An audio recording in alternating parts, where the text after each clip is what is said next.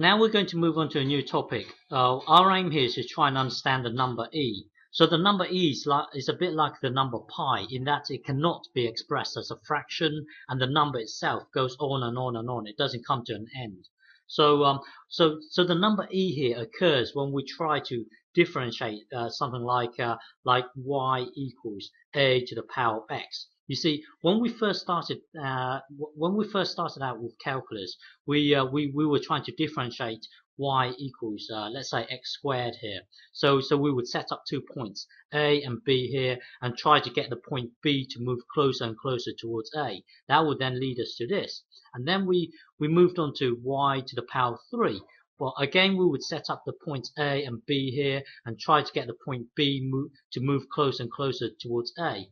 Now, the number e here occurs when you try to differentiate something like this, y equals a to the power of x. Now, if you look at y equals 2 to the power of x here, it will give you this purple line here, and y to the power of y equals 3 to the power of x here will give you this red line here. Well, the number e is you trying to find out. It's you trying to find out this number. It's you trying to find out this. The number e is you trying to find out this bubble here, in such a way that the gradient at x equals 0 here equals 1. That's what the number e is. The number e here is you trying to find out this number here in such a way that the gradient at x equals 0 is 1. If you look at y equals 2, if you look at this purple line here, in the case of y equals 2x, 2 to the power of x here, the gradient here at x equals 0 here, the gradient here is less than 1. The gradient itself at x equals 0, the gradient at x equals 0 here is less than 1. Now, if you look at y equals 3 to the power of x here. Now the gradient at x equals 0 here, the gradient for this line here at x equals 0 is above 1. The gradient here is above 1. Now in this case here, the gradient here is below 1. Now e is you trying to find out this number here in such a way that the gradient at x equals 0 is 1. Yeah, so at the moment, this here, the gradient here at the gradient for this one here is below 1, and then if you look at this one here, it is above 1. So e lies somewhere in between 2 and 3. So the number e is this number here in such a way that the gradient at this is equal precisely 1. It equals the gradient itself equals precisely 1. So if you get a graph plot and plot this, hang on. You see, if you get a graph plot and plot this, hang on, y equals 2 to the power of x here will give you this red line here. So the gradient at x equals 0 here, the gradient here is actually below 1.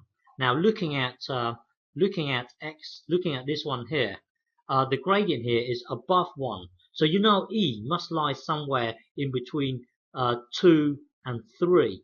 And then if you continue with this pattern here, y equals 4 to the power of x is going to be definitely above 1. And then can you see, as you increase these numbers here, the gradient it gets steeper and steeper. The gradient will get steeper and steeper. Okay, so the number e occurs when you try to differentiate this here. So let's try and differentiate this. Okay, so we will start out with y equals a to the power of x. So a could be anything. Well, a is like a constant, like 3, or it could be 2. Okay, well a here is a constant. So if you try and differentiate this here, as normal, we would set up 2 points a and b, and then decrease h. Basically, by decreasing h, we are moving b closer and closer towards a. So here you got to understand calculus to understand this. So we've done this in the previous section. Okay, so anyway, let's try and differentiate this. If you try to differentiate this, it will lead you to this. Okay, um, and then from our knowledge of indices, remember x to the power of a times x to the power of b. That's like you doing this, a plus b. So this is from our knowledge of indices here. Well, let's work backwards here. That will then give us this. So basically, if you have this times this here, it will give you a to the power of x plus h. Okay, so that would then, well, from here you would then get to here. So now notice that you've got, at the moment you've got this thing times with this thing here, take away this thing here, and now you can factorize out the a to the power of x here. Factorize it out because a to the power of x is in common, a to the power of x is in common. Factor out this a to the power of x. That would then lead you to this. Okay, and now here, hang on, let me think. Yeah, so don't forget, if you look at this, the limit is when you see this h here is moving about. This h, you're moving the h about. You're moving h towards 0 here. You're trying to make h smaller and smaller and smaller, so eventually h tends to 0. You see, this a here is a constant. It's not, you are moving the h here. You're not, this thing here is a constant. It stays the same. It is this h that you're moving. So it is the h that's moving about. So now from our knowledge of limits, you can actually take this out here. Okay, so this will then become this, and then you see, oh yeah. So at the moment here, you've got this block multiplying with this block here. So now just switch these two around. Okay, just switch these two around, so it becomes this. So when you try and work out the derivative of, let's say, this here, it will lead you to this. So looking at this here, when you, hang on, looking at this here, so hang on, let me think. So looking at this here, if you try to differentiate y equals a to the power of x, it will give you this thing here. So when you differentiate this here, the dy by dx will be something in terms of the old thing, in terms of this. So when you differentiate y equals a to the power of x, it will give you something, and then in terms of the old thing. So yes, so what that means is that if you try to differentiate y equals this here, it will give you dy by dx will be something in terms of the old thing here. So for example, if you look at this here, differentiate y equals 2 to the power of x, it will be something in terms of the old thing here. Okay, if you look at this here, it would be, if y equals this here, if you differentiate it, it would be something times the old thing here. And again with y equals to the power, with y equals 4 to the power of x, it would be something and then the old thing here. My point is that when you try to differentiate this, it would be this, it would be something and then times the old thing here.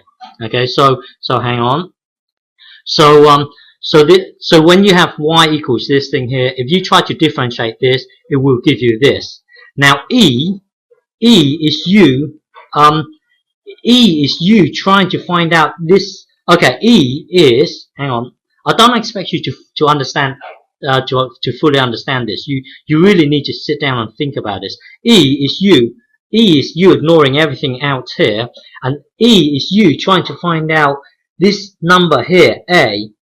E is you trying to find out the number A in such a way that this thing here equals 1. Now don't worry if you don't understand this, because you really need to understand a lot of things before you understand the number E. So hang on, let me go back to hang on, let me go back to the previous point.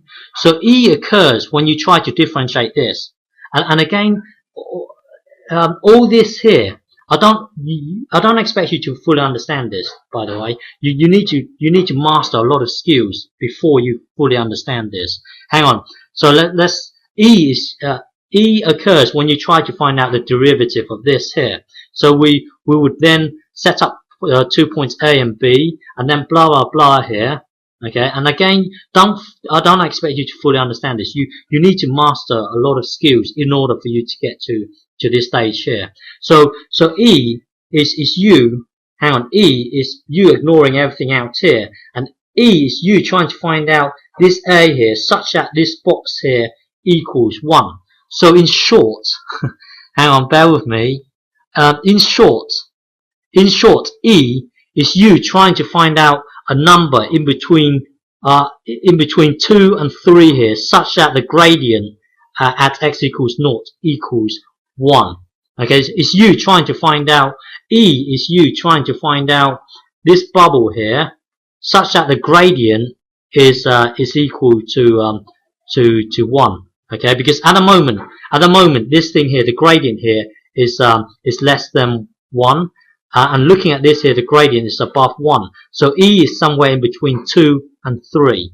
Okay, and again, don't worry if you don't fully understand this, because you need to master a lot of skills.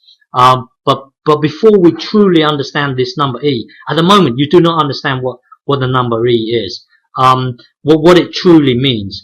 But we will need to develop a lot more skills in order for us to fully understand this number here. At the moment you have a vague idea, but you don't fully understand it yet. Okay.